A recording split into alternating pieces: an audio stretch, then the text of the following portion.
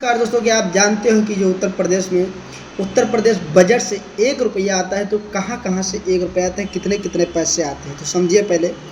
Number एक, जो लोक ऋण होता है उससे 14.4 पैसे आते हैं, और जो ऋण अग्रिम की वसूली होती है उससे 0.4 आते हैं, और लोक लेखा जो शुद्ध बजट है उससे 1.2 आता है, और स्वयं कर राजस्व जो केंद्र सरकार कर लगाती है उससे 37.4 रुपये आते हैं, और करेतुर राजस्व जो करों पर भी कर लगता है। कहने का मतलब है कि एक जगह से सामान बेचा गया, वहाँ पे जितना लगा, उसके बाद वहाँ से जितना बेचा गया उससे जो आता है उसको कहा जाता है करेतुर राजस्व, जैसे 3.1% रुपये आते हैं।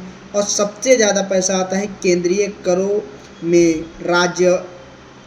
राज्यांश, जो कि ये केंद्र सरकार लगाती है, जिसमें सबसे बड़ा हिस्सा होता है 32.4 लगभग में, और इधर स्वयं कर का राजस्व 37.4 है। तो कुल 1 रुपया जब हमारा आता है तो उसमें खर्चा कहाँ होता है उसको समझते हैं ज़रा सा। और खर्चा 2 रुपया जाता कहाँ है, तो सबसे पहले अन्य व्यय होते हैं 16%, जैसे कि अदर मतलब खर्चा हो गए, और उसके बाद 20.4 होते हैं पूंजीगत पर व्यय, जो कि पूंजीगत में होते हैं, जो इकट्ठा हुआ धन के खर्चा होता है वो पूंजीगत में जाते हैं 20%। और ऋण का प्रतिपादन, जो हमारे ऋण होते हैं उनको माफ़ करने के लिए 6.4% पैसा जाता है। और सहायता अनुदान, मान लीजिए कहीं पे भूकंप आ गया, कुछ हो गया, उनमें अनुदान जो होते हैं वो 6.4 जाते हैं। और आगे ऋण लेने के लिए 1.1% रुपया जाता है, और सरकारी वेतन जो है वो 12.4% पैसे जाते हैं।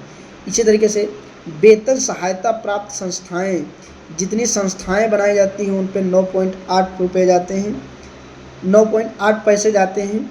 और पेंशन, जैसे कि वृद्धा पेंशन है, और किसान संबंधी जो पेंशनें हैं, और विधवा पेंशन, जितनी पेंशनें हैं उसमें 11.2 पैसे जाते हैं। और ब्याज 7.9% ब्याज देती है, जो सरकार की तरफ से खर्चे होते हैं।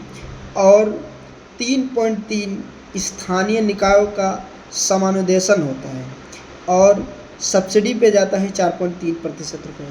तो आप बताइएगा आपको ये जानकारी कैसे लगी। धन्यवाद।